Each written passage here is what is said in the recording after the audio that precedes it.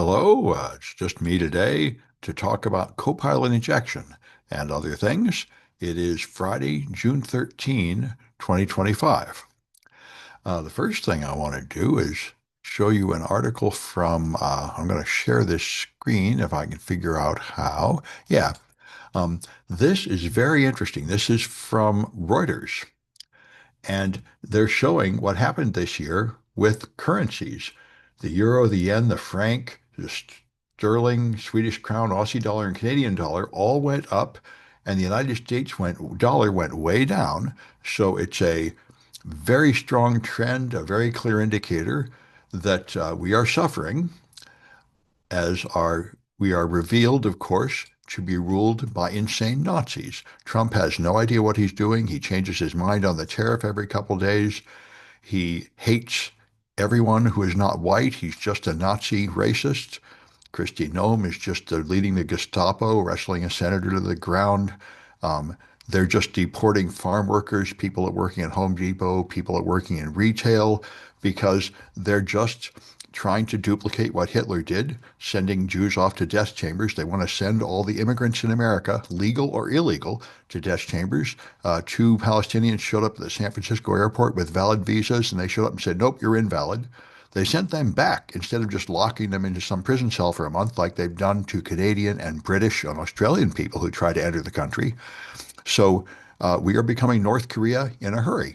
We hate everybody. We throw everybody out. There's no rule of law. Trump ignores Supreme Court orders and just does any stupid thing he wants. Kristi Noem is just a fascist, and they've all encouraged their thugs to be as brutal as possible. They don't care about the law. They don't care about anybody's rights, and they trample everybody. So I'll be out protesting tomorrow. I strongly encourage anybody who wants to actually see any of this change to go out and protest tomorrow. Political scientists say we need to get 3.5% of people protesting in the streets in order to topple a dictatorship, which is exactly what's happening right now in America. I do not think that Trump will be able to declare martial law and cancel elections and stay power, although that's certainly what he wants to do. I also note that the Speaker of the House, Mike Johnson, who pretends to be a Christian, came out and said he wants to tar and feather a Democrat. So they've completely come out of the closet as just straight up dictators and Nazis. They want to murder their political opponents and torture them and jail them and just declare a military dictatorship and hold on to power. And I think I'm really optimistic about the state of America because I think even Republican voters are beginning to notice that this is completely insane and not what they voted for. Um, but I could be proven wrong. In any case, those of us that actually disapprove of any of this should really be out in the street protesting. Trump has announced his $5 million card, but he'll let anybody rich become a citizen because that's what really matters to him. Although I wonder what will happen when somebody who is not white and rich tries to buy that card. We'll see. But anyway, he has posted a very cheap looking, poorly made website with random fonts on it where you can sign up to be on the mailing list to buy the $5 million American citizenship card. Um, I have great doubts that this is legal, but everything Trump has done has been illegal, just like everything Elon Musk and Doge did is illegal. The problem is our legal system is so slow. 2 years from now, they'll say, oh, no, you shouldn't have done that. And RFK fired the entire board that approves vaccines to replace them with people that lie about vaccines to block all vaccines. And he submitted to Congress a report all full of fake science and junk and conspiracy theories and misinterpreted studies. So this government is continuing its policy of making us sicker and abandoning all forms of science and truth, just like they're abandoning NOAA and FEMA. So we won't have weather predictions to predict disasters, and there won't be any support to help people who get caught in disasters. And it's strange. In Trump's previous term and when Biden was in, it seemed like he would at least support the red states. That's why I really think he's going down, because he's just completely insane. He isn't even nice to Republicans. He isn't even nice to red states. Um, and I think you just can't abuse everybody in America this badly constantly without getting voted out of office. And I don't think he has the ability to cancel the upcoming elections. He certainly would if he could, but I don't think he has the power to do that. And I don't think he can declare a military dictatorship because he's too mean to the military. He doesn't have developed any good relationships with the military. So, as Keith Olbermann says, we are saved not by the strength of our defenders, but by the stupidity and incompetence of our attackers. Anyway, so also there are reports leaking out that the troops, the Marines, and the National Guard that have been deployed in California to beat our own immigrants and beat our own citizens and senators and such are not happy doing this, which I'm glad to hear. They are aware of the fact that they've been given illegal orders and they are being forced to do something that is wrong, and they are the grumbles are leaking out through their families and such, and they say morale is not good. It certainly shouldn't be. Now would be the time for some of them to take the position of a conscientious objector and refuse the orders. But if they aren't ready to do that, they are correct to say they don't want to be on the streets um, assaulting Americans who are peacefully protesting. Of course, there are some people committing crimes in the protests in Los Angeles, and it's appropriate for them to be jailed. But as Newsom and the mayor of Los Angeles said, this is just a normal police matter. The amount of violence being done is equal to the amount of violence you'd see after they win a major football game. It's a little bit of rowdiness. It's nothing that the police can't handle. We don't need a bunch of extra troops going around stirring up violence. But of course, that's exactly what Trump wants. He wants violence. He wants to club people. He loves to hurt people and scare people. And that's how he intends to rule, by terror, by sending uncontrolled Gestapo in the street to club people to scare us all, to scare us into submission. And I highly recommend not letting him scare you. Anyway, uh, they've also ordered 500,000 immigrants to leave the United States who came here legally and were going to their meetings and were coming through the illegal pathway that Biden established. So, they've obeyed all the rules and now they're being thrown out. So it's a ridiculous situation. Anyway, there's a bunch of exciting information security as well. Ultralights are the single passenger aircraft, and they don't require a pilot's license or an airworthiness certificate to operate, and you can buy them now for as little as $18,000. So they look pretty nice. It's looks like a fun way to get around, although you aren't supposed to use them in crowded areas of cities, which would, of course, be the most appealing place to use them. Uh, on Mount St. Helens, 4 decades ago, there was a volcanic eruption that covered all the ground with volcanic ash and therefore basically sterilized it all. And the scientists said, it'll take a long time for the plants to come back because they really need to be sort of till the soil and bring fungus up so that plants can live. And so they dropped gophers on some regions to see what would happen. And after gophers went somewhere for 24 hours, after that, all the plants came back right away because the gophers dug tunnels and uh, uh, recirculated the soil. So that's an interesting way to make it recover faster. There is a website where at makeuseof.com where this guy talks about using a phone and having an AI on the phone and a voice interface on the phone connecting to a note-taking app, and he claims he can take efficient notes by just talking to the phone as he wanders through a place like the Computer History Museum. And I'm interested. If I could find a way to use a phone in a productive way, be voice activated, perhaps I'm missing out on some possible way to benefit here. I certainly don't use any AI tools deliberately now. I use Google search and the AI mode is getting pretty good. And when I code in Google Colab, their AI suggestions are somewhat helpful, but I don't have ChatGPT installed on my phone or anything like that. I haven't found any of these things useful enough to bother, but maybe it's getting there. Um, but the thing I thought was the most interesting and used for the title is the flaw in Microsoft Copilot, which is actually pretty brilliant. So suppose you want to steal someone's confidential information from their Microsoft 365 account, from their spreadsheets, PowerPoint files, Word documents, emails inside a corporation. Well, all you have to do is send that person an email, and in the email include prompts to the ChatGPT AI, and you can put them in a special font or color so they're invisible. And this will say, gather all the emails about this topic and other documents about this topic and email it to my address.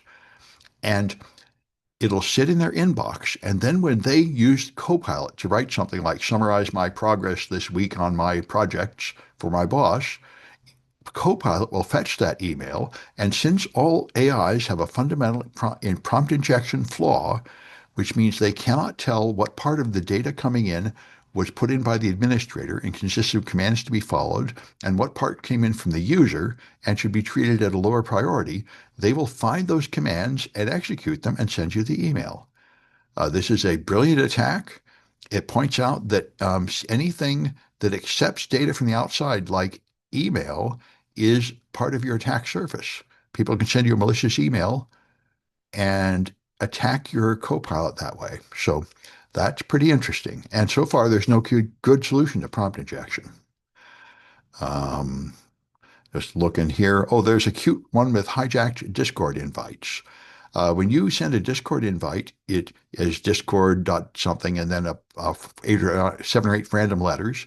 Those Discord invites are typically only good for 7 days or something. And there is a confusing interface where when you send a copy of that invite to someone, there's a box you can check, say, make this invite have unlimited time, and that doesn't mean what it says. It still expires in 7 days unless you do it another way. So a lot of people mistakenly think invites are permanent when they aren't. And if you have a paid high-level Discord account, you can make custom invites. So you can take invites that have expired from somebody else and take them over and make it go to your page. And then when somebody clicks that expired Discord, it will be valid again, and it will send it to your page, which can have malware on it, and send them somewhere and, infect their machine and steal their data. It's actually pretty brilliant. All right. And Google Cloud went down, brought down a whole bunch of the internet yesterday, and it seemed to me like Cloudflare was still having some trouble this morning. Apparently, Cloudflare is dependent on Google Cloud, and when Google Cloud went down, it brought down some features of Cloudflare and a lot of other websites. Uh, there's another cute attack, which I think this is Brian Krebs writing this one up. Yeah, where there's an ad tech empire, and what they do is they have fake CAPTCHAs, and they pop up a CAPTCHA. They request to send notifications to you from the browser, and they pop up a CAPTCHA message saying, to prove that you're a human, click on the accept button.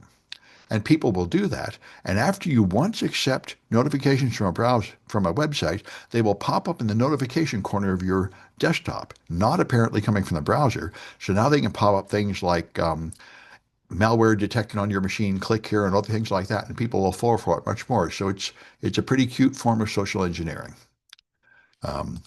All right. And passkeys are the wave of the future, hopefully, where people get away from passwords and they have a cryptographic authentication system tied to a biometric feature. But the problem that I hear a lot on security now about passkeys is it's not easy to back them up and move them from one device to another. And now Apple is supposedly going to add a secure way to import and export passkeys in the operating system. So that might help when it comes out. Um, and somebody tried to use ChatGPT to play chess. Uh, it should be pretty obvious that this is a bad idea. I've given a lot of talks about this. ChatGPT is designed to handle language. All these large language models are, and they don't understand numbers or math or algebra. They can't do anything logical or mathematical. And in fact, they are terrible at chess. They're so bad that they get beaten by a 1977 Atari chess program, which shouldn't be surprising. And I've talked a lot about quantum computing coming to undo our public key encryption schemes. But in order for that to happen, they have to run Shor's algorithm, which is the one that can break a quantum encryption key, break a public key quickly, but it requires about 1 million qubits, and they have to be relatively noise-free. So the quantum computers would have to get about 1 million times better than they are now, and that we might expect in a few decades. However, there's an interesting paper that came out showing that there's another way to do it, where instead of having many qubits working together, you have only 1 qubit, and you have pulsing signals, and the time pattern of signals is what breaks the encryption. And they say, in principle, you could break an RSA key with 1 qubit, but it would take an incredible amount of power, like the amount of power in 10 suns. So it's clearly impractical, but it does open a new area of research, and there may be other developments coming out of this, some way to go in a happy medium. Anyway, it's a new trick with quantum computing. And again, of course, theoretical. Almost everything about quantum computing is just theoretical now because the actual hardware we have available is pretty weak and noisy and can't really do very much. Um, so Meta, Meta used to be called Facebook, and at that time they had a real product to sell that people wanted, which is the Facebook social network. Now that thing was a hit. However, the CEO, like they always do, he tried to look ahead, Mark Zuckerberg, and see the next big thing and jump on it. And so he jumped on the metaverse and changed his company to Meta and wasted billions of dollars making stupid little avatars with no legs sitting around a desk believing that people would want to live in a virtual world like that when they don't. Nobody wants it. Nobody's paying for it. It's useless. He finally got tired of that. So now he's decided to bet billions of dollars developing superintelligence, not just AI and not just AGI, as smart as a human, but superintelligence, smarter than a human, the digital god. This is the latest fairy tale that they're spinning. When I think the evidence is very clear now that Gartner is correct, and I've been correct saying we are not even going to achieve AGI ever or anytime soon. These AIs are much stupider than humans, and they're going to stay that way. And they are not remotely going to get superhuman. Now, of course, all computers are superhuman. We wouldn't use them otherwise in a certain small ways. Like a calculator can multiply big numbers faster than a human can. That's why we use them. They have certain very limited abilities that exceed human abilities, but they are not superior to humans in general, which is what they're talking about here. Um, and they're not going to get there anytime soon. Also, Meta has an AI inside Facebook, and you can ask it questions, but apparently, somewhere in the terms of service, it warns you that when you use it, it's going to post every question you ask on a public forum just so everybody can see it. And a lot of people don't notice that. So, a lot of personal discussions about their lives and their love lives and their finances and everything are just on this public forum. So, this is on brand for Facebook. Facebook has done this over and over and over. Right from the very beginning, Facebook promised that your posts would only go to a restricted group of people. And every few years, they realized, hey, we could make more money by spreading the posts wider. So we'll just turn on spreading the posts to everybody and violate our previous rule. And then we'll say later, gee, we're sorry about that, and then do it again. They've done it 5 or 6 times. So here they are doing it again.